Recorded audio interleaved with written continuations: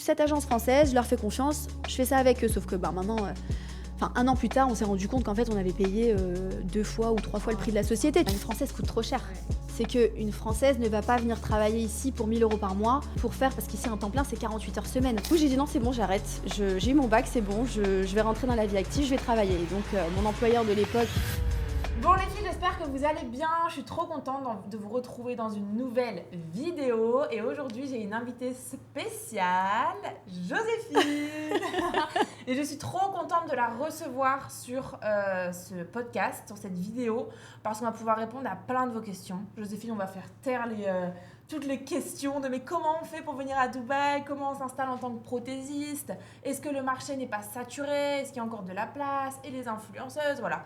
Donc ça va être une discussion qui va être incroyable et je suis trop contente de t'avoir aujourd'hui dans cette vidéo. En plus de ça, on va lui faire les ongles parce que bon là, il y a un petit carnage. C'est une petite catastrophe. C'est la vie d'une prothésiste ongulaire tout simplement. Elle n'a pas les ongles pareils, mais tout est normal. Tu connais. Prothésiste ongulaire. Voilà. Bon, du coup, trop contente d'être avec toi, Joséphine. Pareil, plaisir partagé. Ce qui va être trop cool, c'est que tu vas pouvoir te présenter. Parce que c'est vrai que je te vois beaucoup sur les réseaux, etc. Mais tu vois, j'ai l'impression de ne pas avoir eu les backstage, ou du moins je ne te suivais peut-être pas encore à ce moment-là, de comment au final tu es arrivée à Dubaï. Tu vois, parce que je regarde tes réseaux, on dirait que tu as toujours été là, mais je pense qu'il y a eu un passé avant. Et ça peut être trop cool que tu nous en parles. Comment tu t'es lancée dans l'onglerie, pourquoi, qu'est-ce que tu as fait comme études, tu vois, qu'on revienne un peu à la source. En arrière. En arrière. Et moi, je commence avec tes ongles. C'est clair. Let's go. Donc j'ai commencé les ongles il y a presque 15 ans maintenant. Ok. J'avais fini donc mes études, j'avais 17 ans quand j'ai eu mon bac et ras-le-bol de faire des études et j'ai dit ça y est, je rentre dans la vie active. En fait, j'étais déjà en job étudiant depuis plusieurs années puisque c'est comme ça que j'ai été éduquée. Mes parents très jeunes m'ont dit bah voilà, allez, c'est les valeurs de la famille, quoi. Tu vois, il faut travailler, etc. On n'a rien sans rien. Donc, j'avais commencé un job étudiant en boulangerie à l'époque. Okay. Et en fait, j'ai très vite pris goût à cette vie active, à ce monde du travail, etc., etc.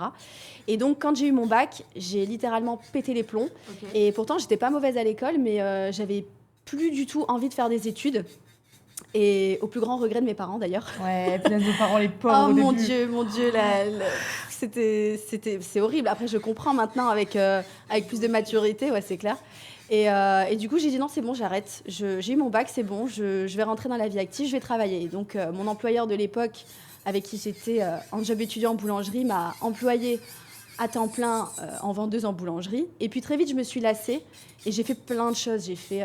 commerciale, en passant par femme de ménage, vendeuse de vêtements, j'ai fait plein de choses. Okay. Et ça devait être, je crois que j'avais 18 ans, donc très rapidement, ma mère qui était clairement au bout de sa vie, qui ne supportait pas me voir, pourtant, c'est, comme on dit, il n'y a pas de sous-métier, c'est pas ça, mais elle avait quand même des ambitions un petit peu plus... des expectations, quoi, tu vois, comme tout parent, ce qui est totalement normal. Et elle me dit, mais je te vois trop, parce que je faisais déjà mes ongles à l'époque, hein, et elle me dit, mais je te vois trop dans l'esthétique, etc. Est-ce que tu ferais pas une formation là-dedans? Et puis moi, je dis, non, l'esthétique, quelle horreur, toucher les gens, les poils, etc. Non.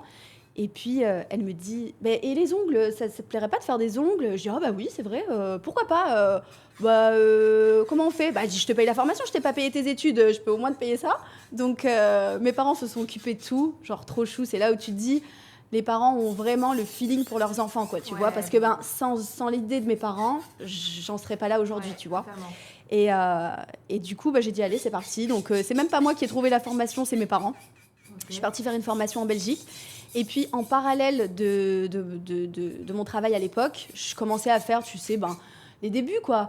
Une copine, une voisine, enfin voilà. Puis la copine ramène sa sœur, puis la voisine ramène sa cousine. Enfin, tu vois, il y a toujours ce bouche à oreille qui va relativement vite, totalement. Surtout à l'époque, puisqu'à l'époque, il y avait beaucoup moins de prothésistes ongulaires qu'aujourd'hui. Ouais, et puis il n'y avait pas les réseaux aussi, tu vois. Il n'y avait pas les réseaux. Franchement, on a commencé... Mais c'est vrai, et en plus, je me souviendrai toujours, quand j'ai commencé les ongles, j'avais pas Instagram, je sais même pas si j'avais Facebook, parce que j'ai dû peut-être avoir Facebook 1 an dans ma vie. Et puis, c'est une cliente qui me dit « Mais tu devrais te mettre sur Instagram, c'est génial. » Et je dis « Oh non, moi, j'aime pas trop les réseaux sociaux, etc. » Et c'est comme ça que ça a démarré, tu vois. Et très vite, forcément, c'était une vitrine, une publicité aussi. Et puis voilà. Et donc, je pense pendant peut-être 2 ans, j'ai combiné donc, mon travail à l'époque où je changeais à chaque fois puisque je me lassais très vite. Ok. Donc vendeuse, commerciale, après j'ai fait de la téléphonie, enfin laisse tomber. Ah ouais, punaise, ok. Ah, mais j'ai tout fait, Ah, laisse c'est tomber. ouf. J'ai vendu des cartes de visite, téléphonie, gaz, électricité, j'ai fait plein de choses. Ok. Et puis jusqu'au jour où j'avais plus le temps en activité complémentaire de prendre des clients. Je travaillais 7 sur 7, les dimanches très tard, les jours Ouais. fériés, enfin tu connais. Hein. Ouais, tu prends sur des créneaux après le boulot. Bah oui, et puis c'est tard le normal, soir. t'es jeune, c'est le moment. Donc voilà, j'ai fait ça. Et puis jusqu'au jour où je me suis dit, non, c'est plus possible. Là, je sentais que tu vois, il y avait un tournant. Il fallait prendre une décision, c'était plus possible. En tout cas, pour évoluer, c'était plus possible de continuer comme ça. Et donc, je me suis dit, bon, j'arrête. J'étais commerciale donc en téléphonie à ce moment-là. Je me suis dit, j'arrête. Et je me lance à 100% dans l'onglerie. Ok. Donc, Et là, comment ça s'est passé voilà. genre, t'as eu peur quand t'as quitté ton autre boulot? Tu t'es dit, putain, est-ce que... Écoute, non. Je suis pas quelqu'un de nature anxieuse ou stressée ou quoi que ce soit. Donc c'était relativement facile pour moi. Après, j'ai pas beaucoup d'entrepreneurs dans ma famille, donc c'est vrai que sur le coup, ça peut un peu. J'ai juste mes 2 grands-pères qui étaient indépendants à l'époque, et donc je pense que je dois tenir ça d'eux peut-être. Mais mes parents, pas du tout. Tu vois, ils sont employés. Enfin voilà. Ils avaient peur pour toi quand tu t'es dit, vas-y, quand tu leur as dit, je quitte tout et... Je pense que oui, mais en même temps, ils voyaient bien, puisque tu sais, pour la petite histoire, j'ai commencé En fait, donc moi, je suis partie très jeune de chez mes parents. On n'avait pas la meilleure des ententes plus jeune, contrairement à aujourd'hui où on est assez fusionnel quand même. Incroyable, ok. Ouais. Et en fait, donc j'avais déménagé très vite, j'avais pris mon indépendance. Et donc, c'est ma mère qui m'a dit, écoute, prends ton ancienne chambre et t'en fais ton petit salon d'ongles, tu vois. Et donc, je faisais les ongles chez mes parents. Donc, eux voyaient le passage, le monde qui venait tous les jours, etc. Et donc, du coup, ils voyaient bien, ils se rendaient bien compte que je travaillais, je ne vais pas dire jour et nuit, mais bon, je travaillais beaucoup, tu vois. Et puis, donc, je pense qu'ils ont eu peur, mais en même temps, ils étaient conscients de la réalité, donc ça allait, quoi. Ok, d'accord. Et puis, donc, je me suis lancée, j'avais peut-être, je sais pas, 21 ans maximum, un truc comme ça. Donc là, je me suis mise indépendante. En Belgique, on dit indépendante, ce qui est auto-entrepreneur en France. Et j'ai commencé donc seule, mais très rapidement, puisque je m'étais mise à 100% là-dedans. J'avais plus de place. Okay. Pourtant, j'avais pas un agenda de 35 heures ou 38 heures, un temps plein classique. Je faisais bien plus. Mais j'avais plus de créneaux de libre, quoi. Et puis, tu sais, comme c'est chez nous, les gens, ils prennent rendez-vous ultra à l'avance. Donc, ça veut dire que ton agenda, il se book très rapidement à l'avance. Totalement. Donc, je me suis dit, bon, qu'est-ce que je fais? Et j'avais une cliente à l'époque avec qui je m'entendais bien, qui était un petit peu dans le milieu. Et je lui ai proposé. Et du coup, c'est comme ça que j'ai eu ma première employée. Ok, donc là, tu n'étais plus dans la chambre de tes parents. Si, à ce moment-là, j'étais dans la chambre de mes parents. Okay. J'avais installé une 2e table. Putain, et excellent. On était côte à côte en train de travailler. Excellent. Donc c'était génial. Mais alors là, du coup, tu penses bien que c'était plus possible pour mes parents de recevoir le double de personnes tous les jours, dimanche. Enfin, t'imagines, même si c'est une grande maison, donc les gens, quand ils rentraient, ils n'étaient pas directement sur le séjour. Non, devant les parents au bas du midi. Non, heureusement, c'était quand même bien fait. Mais je peux comprendre que. Puis même, tu vois, la poussière, le passage, puis le monde, t'es plus chez toi. Donc à ce moment-là, ce qu'on a fait, c'est qu'on a créé une pièce dans mon appartement pour que je puisse recevoir mes clientes avec la fille qui travaillait avec moi à l'époque. Okay. Et donc on a fait ça pendant 1 an ou 2. Et c'est après ces 2 années où là, de toute façon, c'était mon objectif, c'était mon rêve d'avoir mon salon pignon sur rue, tu vois, avoir un vrai salon. Et après, c'est ce que j'ai fait. J'ai eu la chance de pouvoir acheter mon propre salon, créer mon propre salon de A à Z. Et c'est comme ça que j'ai commencé à avoir vraiment cette visibilité. Tu sais, le fait d'avoir une vitrine, d'avoir un passage, ça prend une toute autre dimension que quand tu es chez toi dans ta chambre où c'est pas pareil, tu vois. Donc, et puis là, très vite, il m'a fallu une 3e personne. Donc on était 3, puis 4, puis 5. Ça a très vite évolué. Et puis j'ai lancé très rapidement le sans rendez-vous, ce qui se fait pas forcément par chez nous, puisque tu sais, on vient du même endroit. C'est des petites villes et il n'y a pas vraiment le sans rendez-vous, sauf si tu vas dans un mall, dans un centre commercial.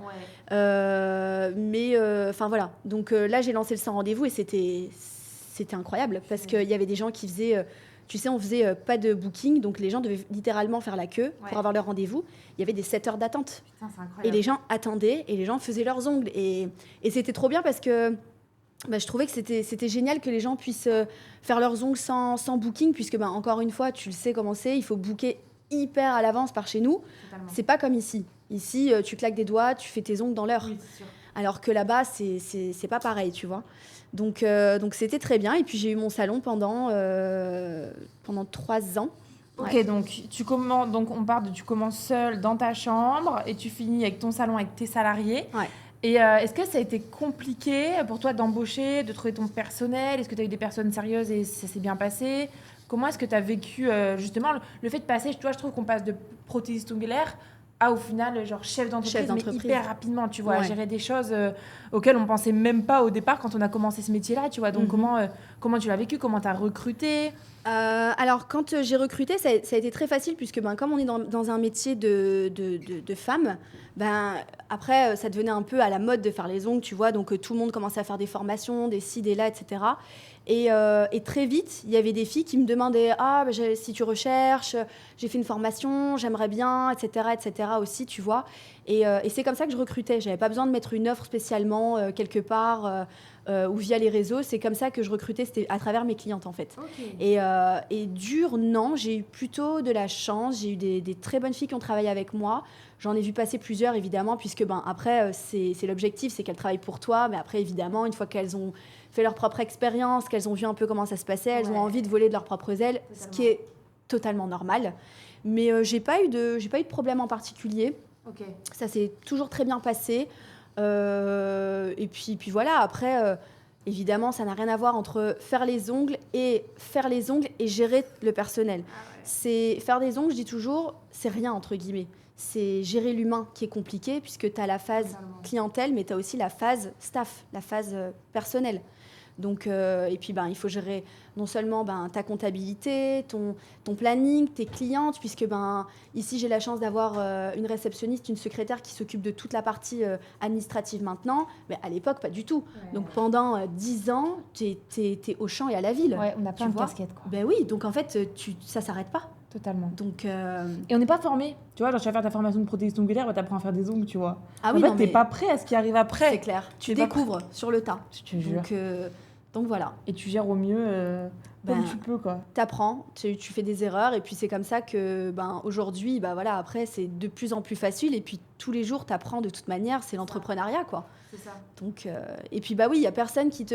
Je pense que quand t'es employé, et c'est ça qui est cool, j'ai pas pu, moi, travailler dans un salon avant, c'est ce qui a été aussi une difficulté, c'est que moi, j'ai pas vu comment ça se passait, j'ai dû tout faire par moi-même. Et en fait, quand tu es employé, que ce soit dans l'onglerie ou dans tout autre métier, tu as, je sais pas, un manager, un directeur, un responsable, ou alors carrément ton patron qui te ride, qui te drive, qui te dit tu dois faire ci, qui doit faire ça. Enfin, tu vois. Et puis aussi, ce qui est un peu, complètement différent plutôt, c'est que c'est comme toi, c'est que ça s'arrête jamais. C'est jour et nuit, c'est 7/7, il n'y a pas de jour férié, il n'y a pas de tu coupes ton téléphone à 18h, 19h ou même 20h, c'est 24/24, quoi. Il y a pas de, ça s'arrête jamais.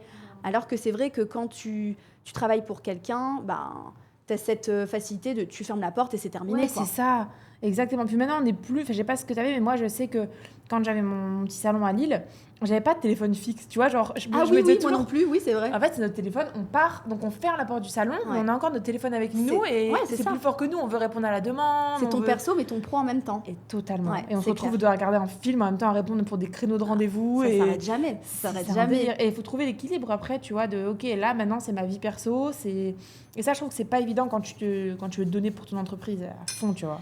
Après, je pense qu'il y a 2 catégories, enfin je ne sais pas si tu es d'accord avec ça, mais je pense qu'il y a vraiment 2 catégories dans le milieu des entrepreneurs. C'est que tu as le gars qui arrive à mettre vraiment, tu sais, un cadre, à s'arrêter, etc. Et je ne vais pas dire que c'est des personnes qui n'en veulent pas forcément, mais après, tu as nous qui sommes vraiment pareils, je trouve, pour le coup. C'est qu'on est motivés. On veut manger le monde. Mais complètement, on a la dalle. Tu vois ce que je veux dire? On ne s'arrête jamais, vraiment. Mais par contre, tu vois aussi, je ne sais pas toi, mais à l'époque, je travaillais déjà beaucoup.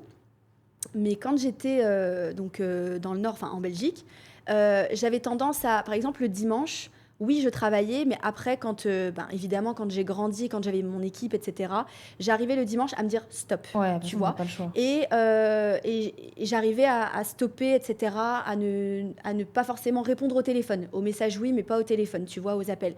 Alors que ici, je trouve que c'est une vibe tellement différente que ici, c'est vraiment 24/7, tu vois, Ouais, c'est tout le vraiment, temps, vraiment. mais tout le temps. Et du coup, je pense que, je vais pas dire que par chez nous, personne ne travaille 24 heures sur 24, mais je trouve que par rapport à ici, les gens ont plus de cadre, tu Ouais, vois. totalement. Tu trouves Mais pas? oui, si, totalement. Mais même en soi, je sais pas, je pense que c'est lié, mais moi, ici, je dors pas avant 2h du matin, j'ai Ah oui, non, l'impression. mais clairement, c'est un rythme. Tu vois? Ah ouais, Je c'est une sais pas catastrophe. pourquoi, mais Ouais. franchement, Et en fait, je pense que ouais, les gens sont actifs ici jusque facile 2-3 heures du matin. Enfin, c'est... Bah, il n'y a pas ce truc que ce soit dans n'importe quel métier, que tu prennes un agent IMO, il va te répondre à 4 heures du matin, ou la dernière fois j'avais besoin d'une assurance, on partait à Oman, il était 6 heures du matin, bah, tu t'appelles ton assureur sans problème à 6 heures, enfin tu l'appelles, tu le WhatsApp. Et ici, il n'y a pas ce... Alors que chez nous, ça va être, bon, enfin madame, il est 6 heures du matin, il y a un peu de respect, tu vois ce que je veux dire? Ici, il n'y a pas de... Ton banquier, tu peux lui envoyer un message en pleine nuit, il va te répondre en fait. C'est vrai. Enfin, Ici, tu c'est vois. service Ah ouais, c'est 24/24. 24/24. Je suis sûre qu'on met un service d'ongles la nuit. Ah mais ça marcherait. Ça fonctionne. Bah, bien sûr, quand tu vois déjà que les salons sont ouverts jusqu'à 22, 23, minuit parfois, c'est qu'il y a de la demande, donc ça marche. Tu les raccourcis ou pas les ongles? Un petit peu, s'il te plaît. Ok. Et tu gardes la même forme? Oui, en amande, juste Ok. pas trop fin sur les côtés, s'il te plaît. Ok, ça roule. Mais ouais, donc, ok, incroyable. Donc, tout ton salon, il cartonne. Et ensuite, donc, tu voyages?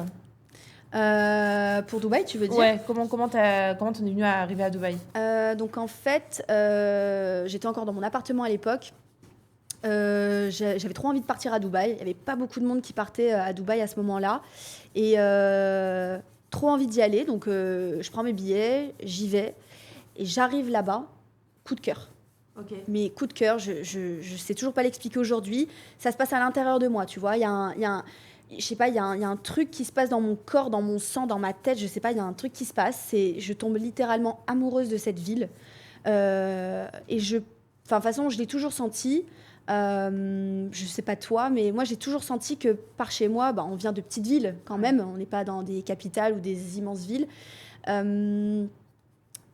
J'avais besoin d'autre chose. En fait, je sentais que, je vais pas dire que c'était trop ennuyant pour moi, parce que j'adore ma petite ville, mais je sentais déjà que j'avais une différence. Je ne vais pas t'expliquer, c'est que moi j'aimais trop m'intéresser au monde, m'ouvrir aux cultures, aux langues, etc. J'aimais pas. Je trouve que chez nous, on a tendance à un petit peu rester dans son train-train, à côtoyer que des gens de notre milieu, de notre, tu vois, Et moi, j'aimais la différence. J'ai toujours aimé cette différence. Donc, quand je suis arrivée ici, que j'ai vu cette diversité, ce melting pot, toutes ces cultures, ces langues, etc., je me suis dit, waouh, tu vois, je me suis pris ça en pleine face et j'ai dit, mais c'est ça, en fait, c'est ça que j'avais besoin.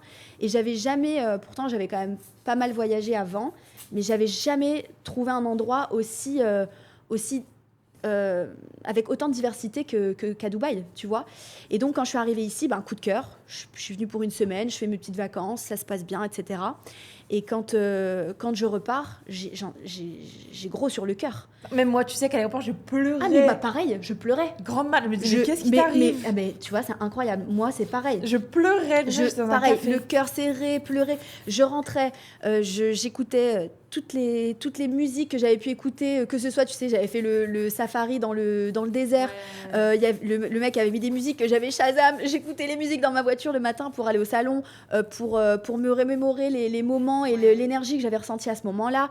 Enfin, c'était vraiment très, très particulier, très bizarre. Et en fait, comme j'ai adoré, je me suis dit, allez, j'y retourne. Donc 6 mois plus tard, je reprends des billets, je repars. Et c'était donc la première fois que je suis venue à Dubaï, je crois que ça devait être en 2015. Ok. Et donc c'était pas du tout comme aujourd'hui, c'était complètement différent, mais c'était déjà très très bien. Et donc je suis revenue en vacances, et c'est en fait, je pense, au bout de 2-3 fois où je me suis dit, mais en fait, j'aimerais bien, moi, vivre ici, tu vois, j'aimerais bien ouvrir un business ici, avoir un salon ici, ça serait grave bien. Et sauf que je me renseigne un peu à gauche à droite en venant en vacances, toujours ici en parallèle. Je continue les ongles. Donc, entre-temps, j'ouvre mon salon, etc. Je grandis un petit peu. Et puis, je me renseigne ici, mais sauf qu'à l'époque, ouvrir son salon ici, c'était pas possible, puisque il fallait être actionnaire, enfin il fallait être partenaire d'un local, d'un Émirati, qui était actionnaire des parts de la société à 51%, donc en majorité à l'époque. Et moi, c'était hors de question, j'avais tout fait de A à Z sans personne, mis à part l'aide de mes parents qui m'ont boosté au début, mais je veux dire, je m'étais jamais fait financer, j'avais jamais eu besoin de quoi que ce soit ou de qui que ce soit pour m'aider. Donc c'était hors de question de tout partager comme ça du jour au lendemain, alors que c'est ma sueur, c'est mon idée, c'est mon travail. Là, tu vois lui ce que sers tout sur un plateau, quoi. Complètement. Mais après, bon, c'était le deal, c'était comme ça. Donc je me suis dit, non, ça en vaut pas la peine. Je préfère alors à ce moment-là continuer en Belgique mon salon et continuer à venir en vacances, par exemple, tu vois. Donc j'ai continué à faire des allers-retours, mais toujours comme toi, gros sur la patate. Quand je rentrais, c'était le cœur serré, je rentrais, c'est l'horreur. Ah ouais, moi il y a un jour où je suis restée j'attendais mon vol et je me suis dit, tu sais quoi, me fais demi-tour. Genre vas-y, retourne, rentre pas en France. Et t'as fait demi-tour? Non, parce que j'ai quand même ma clientèle en France et tout, tu peux pas faire ça, genre partir du jour au lendemain. T'étais obligée, mais oui, parce qu'en plus, je sais pas toi, mais moi, quand peu importe les vacances que je faisais, quand je rentrais, j'arrivais, je sais pas, à 10h à l'aéroport, midi, je travaillais, tu vois. Ouais, de ouf, totalement. Totalement. Alors qu'en fait, je me dis, mais quel débile, parce qu'en fait, c'était chaos. Pourquoi on faisait ça? Parce que tu dis, ça fait quand même 8 clientes en plus, et tu vois que ton agenda, il explose, tu sais pas où les mettre, et en fait, tu places. Je veux dire, mais c'est comme tu disais, en fait, si on pouvait les prendre à 2h du matin, on l'aurait fait. Je veux dire, et en fait, c'est possible, parce que tu sais, quand il y a eu le Covid, quand il y avait l'annonce pour la fermeture des frontières, des commerces, etc., j'ai travaillé jusqu'à 1h du matin pour prendre un maximum de personnes juste avant. Comme c'était vital. Oui. C'est ça. C'est grande malade. Donc en fait, je pense que clairement, ça aurait été... si on avait fait une plage horaire la nuit, je pense que ça aurait fonctionné. Ouais, complètement. Donc voilà. Et puis ensuite, comment je suis arrivée donc, à Dubaï, comment j'ai déménagé ici, c'est en... donc en 2020. Je viens ici, donc toujours en vacances, à ce moment-là, pour fêter Nouvel An. Oui, et pendant le confinement, j'ai passé ici plusieurs semaines, ici, C'était ouvert, Dubaï, pendant le confinement, pendant le Covid? Ouais, Tu pouvais voyager à Dubaï? Oui, tu pouvais voyager à Dubaï. Après, Dubaï, évidemment, il y avait des restrictions, mais tu pouvais venir ici. Et moi, de toute façon, mon salon était fermé, je ne pouvais pas travailler, donc je me suis dit, tu sais quoi, t'adores Dubaï, chose à faire. Tu pars, quoi. Ouais. Tu pars, t'es au soleil, enfin, tout va bien, quoi. Donc voilà, et puis en 2020, donc je reviens sur Dubaï. On fête Nouvel An à ce moment-là, et puis je rencontre, je sais plus, quelqu'un qui me dit, donc je lui explique, etc. Tu sais, et puis je sais même plus qui c'était, enfin bref.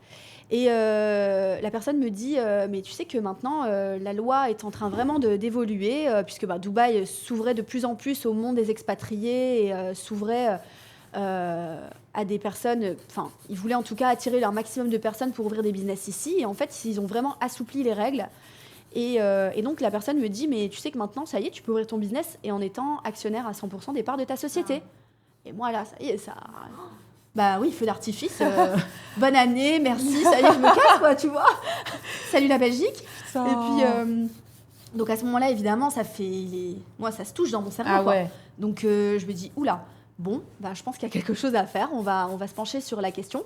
Et très, très vite, je crois que c'était le 2 ou 3 janvier, j'étais encore sur Dubaï, je décide d'aller rencontrer un avocat pour un petit peu en savoir un peu plus sur le sujet, etc. Il me confirme.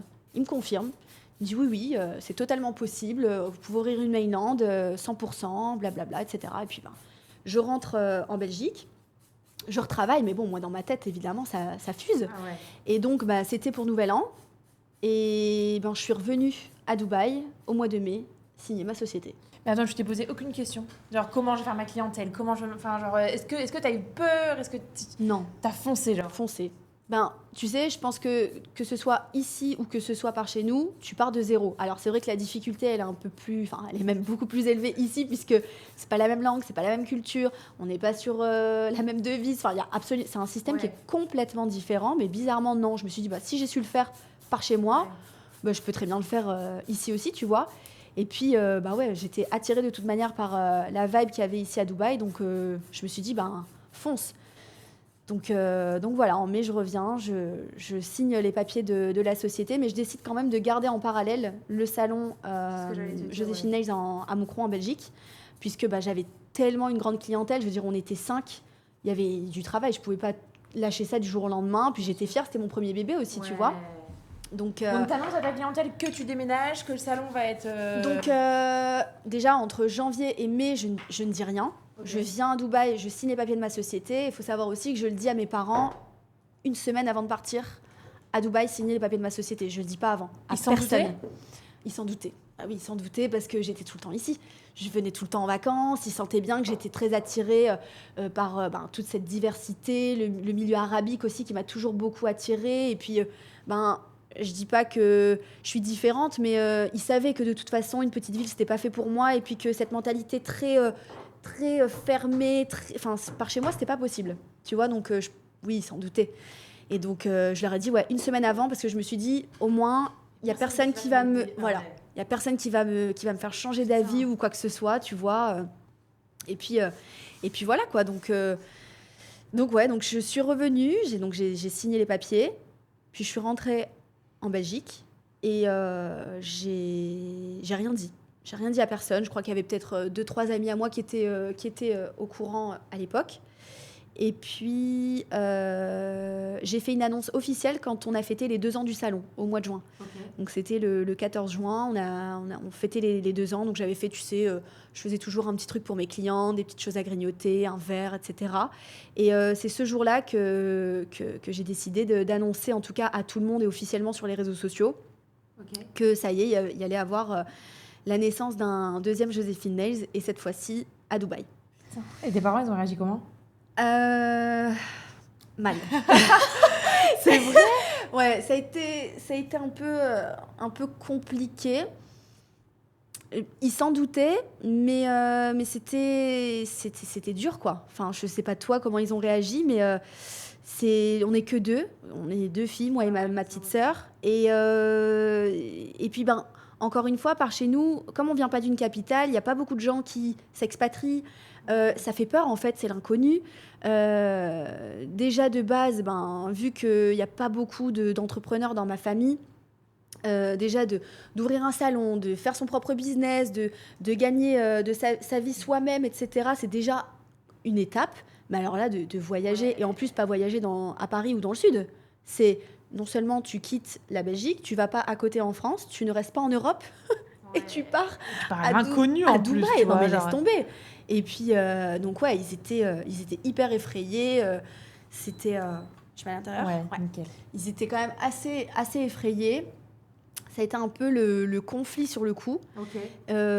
Mais très vite, très vite. Et puis surtout, je les ai rassurés en disant, non, mais je pars là-bas, j'ouvre le business, mais je continue à faire des allers-retours. Ouais. Tu sais, je l'ai amené aussi parce que de base, honnêtement, quand j'ai voulu ouvrir mon salon ici, j'étais pas dans l'optique de déménager à 100%. J'allais te dire, ouais. Tu vois ? Tu voulais vivre ici à la base ? Je voulais vivre ici, mais dans ma tête, j'allais faire quand même, peut-être pas 50-50, mais au début, bien sûr, tu peux pas faire trop d'allers-retours puisqu'il faut que tu crées tout de A à Z ici.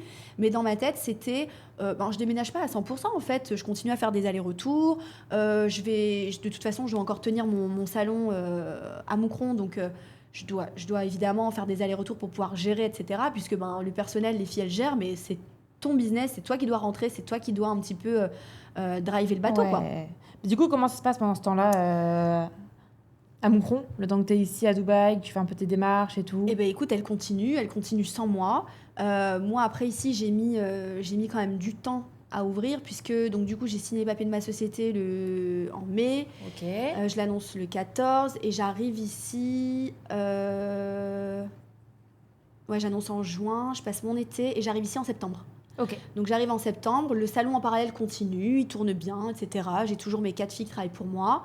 Mais je te cache pas que c'est quand même compliqué. Ouais. C'est compliqué. Je vais pas dire que le personnel c'est dur, mais en fait, on n'est jamais mieux servi que par soi-même. C'est clair. Donc c'est-à-dire que pendant 10 ans, quand j'étais là, j'ai jamais eu un souci. Jamais. Tout s'est toujours très bien passé, etc. Je vais pas dire que ça s'est mal passé quand je suis partie, mais je commençais à avoir un petit peu des red flags, tu vois. Donc après, voilà, rien de ouf, mais ça commençait un petit peu à être pesant. Et puis quand t'es très loin et que tu dois prendre un billet d'avion toutes les 5 minutes pour rentrer parce que t'as une absente, parce qu'il y a ci, parce qu'il y a ça, parce que tu vois.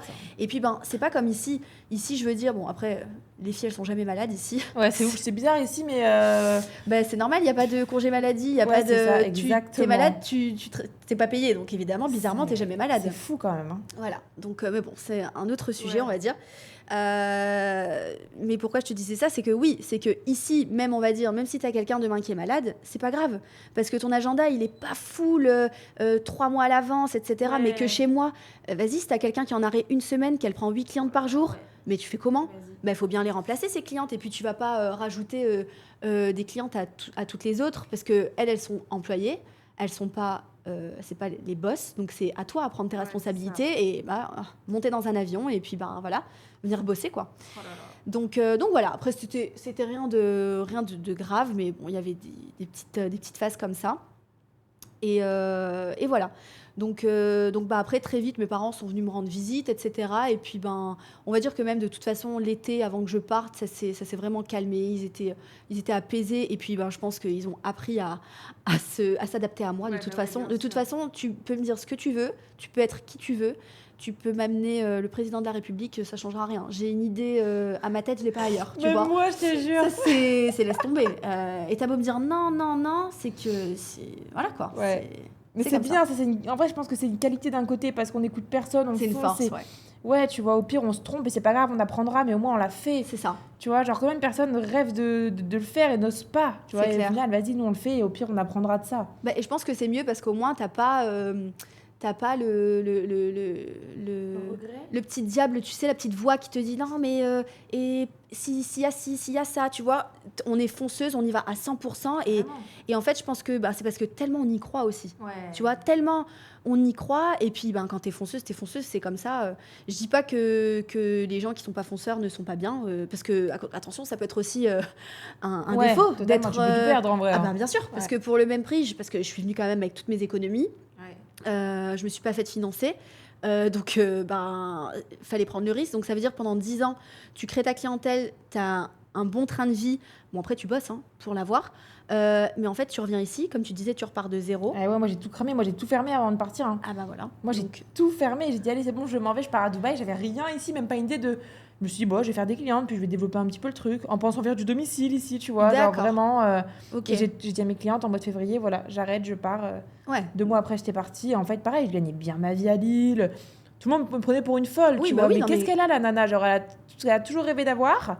Elle crame tout pour repartir dans un endroit où elle a rien. À zéro. Ouais, c'est ça. Et au final, oui, c'est un risque de malade qu'on prend. Ouais. Mais toi, du coup, c'était vraiment un coup de poker. Parce que moi, j'ai quand même gardé la sécurité d'un côté. C'est-à-dire que même si je suis venue avec toutes mes économies et que j'ai littéralement tout claqué ici dans l'ouverture de mon salon, au pire, je cramais toutes mes économies, mais je revenais, j'avais encore quelque chose. Tu vois. Alors que toi, Ouais, moi, vraiment, j'ai tout envoyé. J'ai mis une blanc. allumette. Ah ouais, je te jure. C'est ça. Donc, tu vois, il y a peut-être plus folle que moi, en fait. Mais du coup, donc tu avais déjà... Donc après, comment c'est passé pour prendre ton salon et tout ici? Tu as galéré à trouver une cellule commerciale? Est-ce que... Mon Dieu, c'était une catastrophe. Tu avais déjà le quartier dans lequel tu voulais être? Oui, je savais que je voulais être sur Business Bay. Business Bay, c'était un quartier qui me tenait quand même à cœur. Après, on avait fait une étude de marché quand même pour voir un petit peu où c'était plus facile, etc.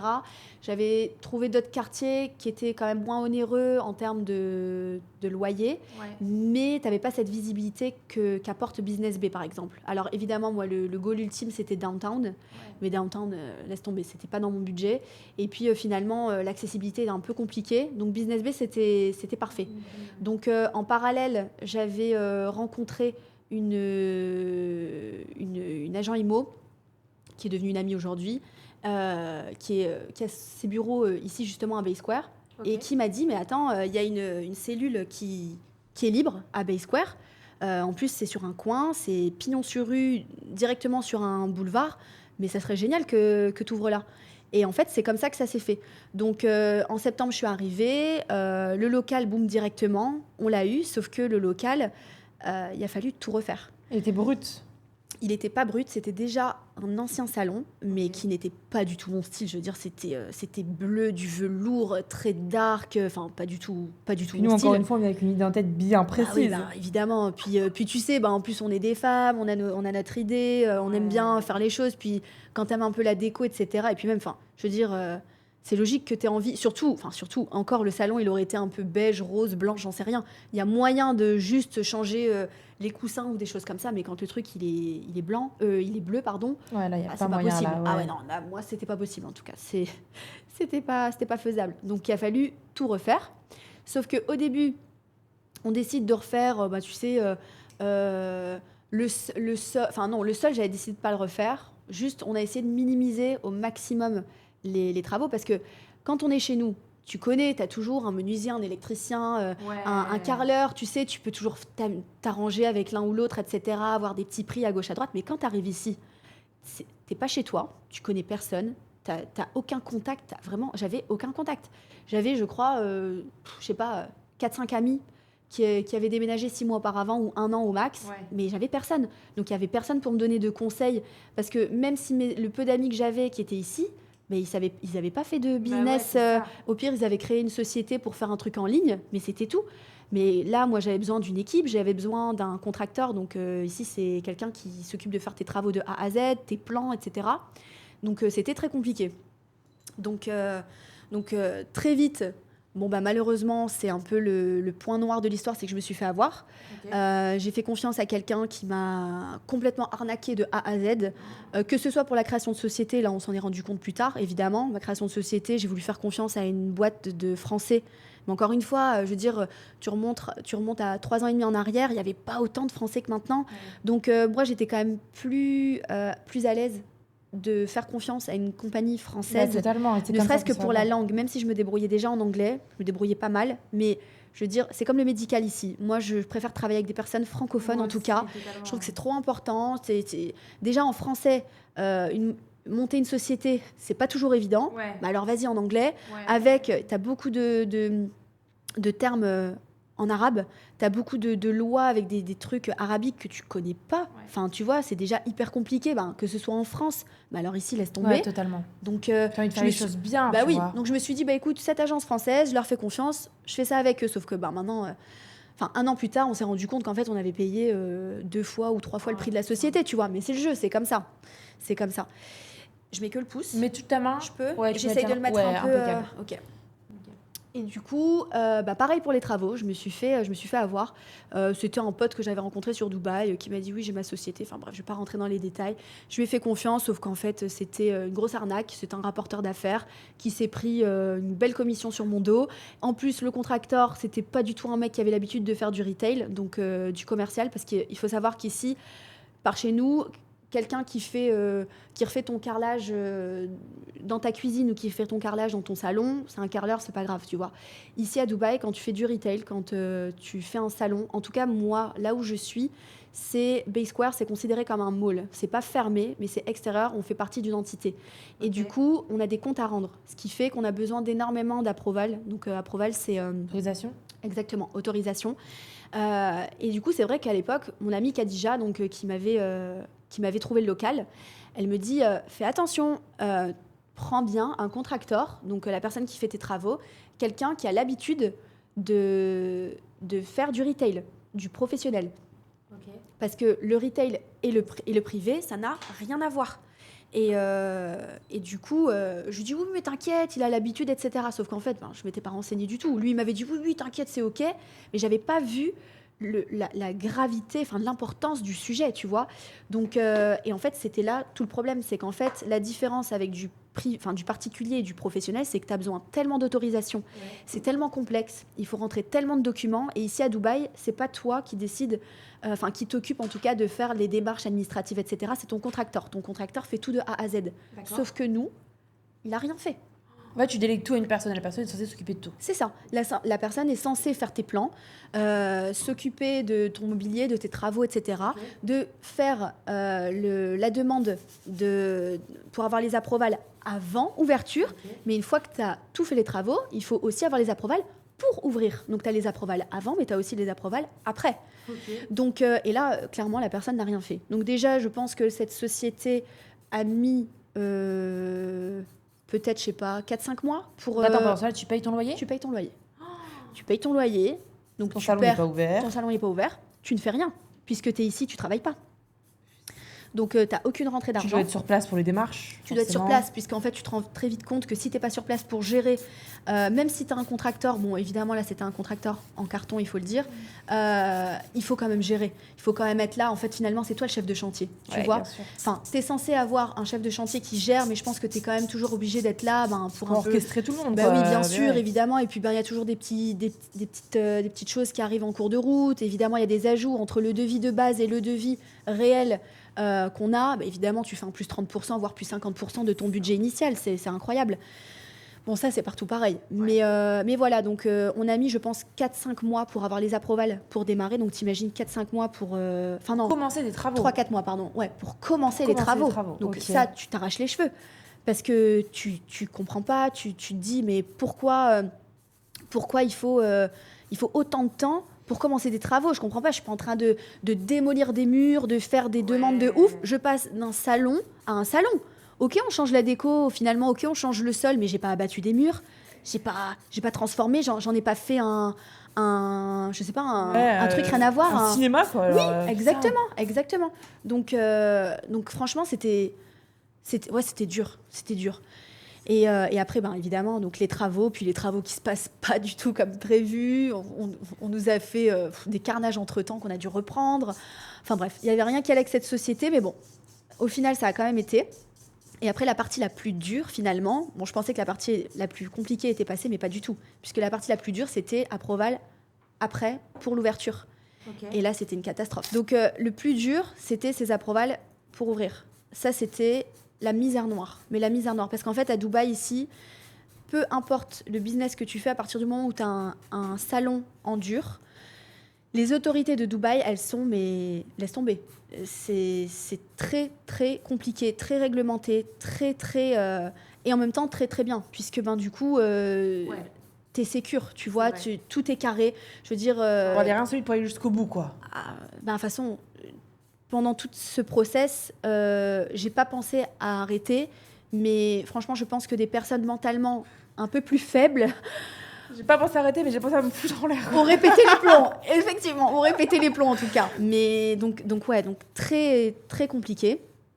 Et puis voilà quoi, donc ça a été rude, mais on l'a fait. Et puis encore une fois, le contracteur qui est censé tout gérer n'a rien géré. Donc c'est nous qui sommes allés toquer, pousser les portes de plein d'administrations, de plein d'offices différents pour avoir ces approvals. Okay. Et puis pour enfin ouvrir quoi. Et les travaux, du coup, donc ça s'est mal passé dans quel sens? Ils faisaient n'importe quoi? C'était pas quali? Pas quali, n'importe quoi. Tu leur dis de mettre un lustre à gauche, ils le mettent à droite. Ils te font des trous, là, il faut pas en faire. Il y avait rien calé. Et puis, en fait, tu prends une team pensant avoir un architecte qui est là pour faire tes plans. Mais en fait, j'ai pas eu d'architecte. C'est moi qui ai tout pensé de A à Z. Il y a personne qui m'a dit, mais non, aujourd'hui, tu vois, je vois le salon, je me dis, ah, tiens, tu vois, j'aurais dû faire ça. Ou un architecte m'aurait peut-être aiguillé vers ça. Et en fait, c'est là où tu te rends compte que tu n'as pas du tout été accompagnée. Mais bon, c'est pas grave. Au final, j'étais quand même très contente du résultat, etc. Puis entre-temps, j'ai fait des petits changements. Mais voilà, écoute, ça a été. Donc, arrivé en septembre et ouverture en mars. Okay. Donc, franchement, par rapport au parcours, vu que maintenant, ça fait un peu plus de 3 ans que je suis là, je peux te dire que c'est assez rapide. C'est même très rapide pour une ouverture de salon. Que t'entends maintenant, tu veux dire Ah oui, parce que là, déjà, j'ai eu tellement d'histoires, j'ai entendu tellement d'histoires de personnes qui ont lâché en cours de route, des personnes qui n'ont jamais eu la chance de pouvoir ouvrir parce qu'ils n'ont jamais eu les accords. Mais attends, ça coûte aussi. Ça coûte. Et en fait, c'est ça, c'est qu'à un moment donné, c'est une hémorragie, elle s'arrête plus, tu vois. Et en fait, il y a des gens, ils ont dit, bon, on stoppe, on arrête, ça y est, c'est bon, on plie bagage, on rentre chez nous. Tellement d'histoires comme ça, que ce soit dans des salons, que ce soit dans des restaurants, que ce soit dans plein de business différents, c'est à chaque fois la même histoire. C'est que Dubaï, évidemment, les réglementations sont différentes et les procédures sont assez compliquées. Et en plus de ça, moi, j'ai rajouté un step supérieur, c'est-à-dire que moi, je suis dans un mall. Donc, je dois rendre des comptes à Dubaï, au gouvernement, plus au mall qui ne me laisse pas faire ce que je veux. Donc, c'est-à-dire que moi, par exemple, je t'explique, une étagère, je devais préciser les centimètres de l'étagère de profondeur, la matière de l'étagère, la couleur, tout. Où il y allait avoir les vis. C'était horrible. Et moi, j'étais là, mais attendez, tes canapés, quelle matière? Du velours. Oui, mais quel velours? Est-ce que c'est anti-feu? Oh mais là des là, trucs. putain. Ah ouais, non, mais tu te dis, non, mais c'est pas possible. Vous allez me faire chier longtemps comme ça? Ah ouais, putain, ça va s'arrêter quand? C'est pas possible. Puis je paye mon loyer, laissez-moi tranquille. Mais non, Bah ouais, non. putain. Quand tu fais partie d'un mall, c'est comme ça. T'as beaucoup de comptes à rendre. Waouh. Enfin voilà, on l'a fait. Ouais, putain, c'est dingue. Et donc après, t'ouvres au mois de... Attends, t'ouvres quand? J'ouvre au mois de mars. T'ouvres au mois de mars, Ouais. donc ton salon, c'est J'ouvre bon, début etc. mars. Ouais. Et t'as tes premières clientes tout de suite, comment t'arrives à te faire connaître ici? Écoute, le bouche à oreille au début, un peu comme par chez nous, tu vois. Ok. Donc le bouche à oreille, puis après, quand même, le salon a une très très bonne localisation. Donc, tu vois, le passage, quoi. Le passage, moi, je suis dans un quartier business, donc il y a beaucoup d'offices, beaucoup de personnes il y a beaucoup d'agents IMO, beaucoup de femmes, du coup, qui travaillent et qui passent par là et qui voient et qui passent la porte et qui essayent. Puisque, encore une fois, la différence ici, c'est que tu peux très bien pousser la porte et dire, voilà, est-ce que vous avez une place maintenant pour faire les ongles? Et c'est comme ça que les gens, tu vois, hop, ils passent, ils s'arrêtent et puis ils viennent, ils testent, tu vois. Donc, ça se fait quand même un peu plus rapidement, on va dire. Et donc, tu as des salariés aussi ici. Comment ça s'est passé? Tu les as recrutés comment? Quand? Tu parlais anglais quand tu as fait les entretiens? Ouais, donc en fait, je me débrouillais quand même pas mal en anglais. Bon, bien sûr, je parlais pas comme je parle aujourd'hui, puisque j'ai quand même bien évolué ces 3 dernières années. Je fais toujours des fautes, etc. Il y a encore plein de sujets sur lesquels j'ai pas le vocabulaire nécessaire pour m'exprimer, mais voilà, tout va très bien. Ouais. On va dire je suis à 90% de où je me sens à l'aise. Donc c'est vraiment cool. Mais j'avais quand même des bonnes bases. Et ouais, sauf que c'est des termes, je veux dire, un peu plus bateau quand tu arrives à Dubaï. Là, tu es dans des termes de travaux. Donc vas-y, dire une plainte en anglais, un échafaudage. Non, mais c'est des trucs que j'ai appris, que je ne savais pas. Ou même pour un entretien d'embauche, c'est vraiment des termes spécifiques que tu n'utilises pas forcément, même si tu te débrouilles en anglais. Tu vois, c'est un secteur particulier. Donc voilà, j'ai dû recruter. À la base, j'ai recruté 2 filles. Une personne pour... on faisait des brushings, donc une coiffeuse, et une personne pour faire tout ce qui était mani-pédi avec moi. Donc j'en avais 2. Et très vite, j'en ai rajouté une 3e, je crois, au bout d'1 an, parce qu'on avait de plus en plus de demandes. Trop bien. Et au bout de 2 ans, on a fait en parallèle dans la société le home service, pour tout ce qui est massage. Où là, on a rajouté la partie massage à domicile. On me demandait souvent si je voulais faire les ongles à domicile, mais j'avais pas trop envie parce que je préfère être sur place et pouvoir vérifier, enfin contrôler ce que les filles font, puisque évidemment, c'était moi qui étais formatrice pour mes équipes, etc., puisqu'elles sont pas très très bien formées en général ici. Ce que j'allais te dire. Ouais. Elles sont quelle origine du coup en général? Alors moi, c'est les Philippines. Tu prends pas de françaises? Pourquoi on me demande souvent, on pose souvent la question pourquoi on prend pas les Français dans les salons à Dubaï? Alors je vais te répondre comme je réponds à toutes les personnes qui postulent chez moi et qui sont malheureusement, enfin très bien, mais qui sont françaises. C'est que une Française coûte trop cher. Ouais. C'est qu'une Française ne va pas venir travailler ici pour 1 000 € par mois pour faire, parce qu'ici un temps plein c'est 48 heures semaine. Donc si tu veux, quelle Française va travailler 48 heures semaine, 6 jours sur 7 pour 1 000 € par mois? Jamais de la vie. Jamais de la vie. Et donc, quel est l'intérêt pour moi de prendre une Française que je vais devoir payer, je sais pas, 10 000 dirhams, 15 000 dirhams, j'en sais rien, alors que je peux... Moi, en plus, je suis donc la patronne, je suis formatrice en même temps, alors que moi, je peux former mes équipes de A à Z comme je les veux. Ouais, tu peux les alors certes, façonner, c'est quoi. vrai, la Française, elle va arriver, elle va apporter une grosse valeur ajoutée dans le salon, mais finalement, c'est moi la valeur ajoutée. Tu vois ce que je veux dire? Puisque c'est moi qui ai pu justement faire cette formation, puis tout monter de A à Z. Maintenant, c'est vrai que la personne qui arrive en tant qu'investisseur, elle n'a pas les bases dans le milieu. Il lui faut absolument une Française pour manager le salon, pour être là, pour gérer le truc, quoi, tu vois. Donc j'ai formé mes équipes parce que, effectivement, elles ne sont pas très, très bien formées ici, de manière générale. Ouais, c'est pas fou, hein. À part il y a un marché à prendre. À part les Russes et encore, c'est vrai. Je trouve que la qualité ici, elle n'est pas ouf, de manière générale, quoi. Ouais. Mais en fait, les Russes, elles bossent bien. Et tu sais, moi, les retours que j'ai en général, c'est soit elles sont longues. Elles sont longues, elles sont pas forcément agréables, tu vois. Ouais. Je trouve qu'il manque ici, tu vois, genre des salons hyper conviviales, où il y a une bonne ambiance. Ouais, où, c'est ça. Tu vois, genre... Un peu comme chez nous, quoi. Tu vois. Ici, c'est ça, c'est qu'il n'y a pas cet esprit, la patronne est dans le salon. Ici, la patronne, c'est un investisseur. Elle vient, elle prend son cash et elles se cassent, quoi, tu vois. C'est vrai, ça. Alors que nous, C'est vrai ça. moi en tout cas, je suis dans le salon, je suis là, je discute avec mes clientes et c'est une vraie valeur ajoutée. Même si aujourd'hui, j'ai la chance, le salon peut tourner sans moi. Donc ça, après 3 ans, je suis vraiment, vraiment super contente. C'est-à-dire que je fais des allers-retours, je pars, il n'y a rien qui change, quoi, tu vois. Mais c'est quand même bien de temps en temps être dans le salon parce que c'est pourquoi aussi les clientes viennent.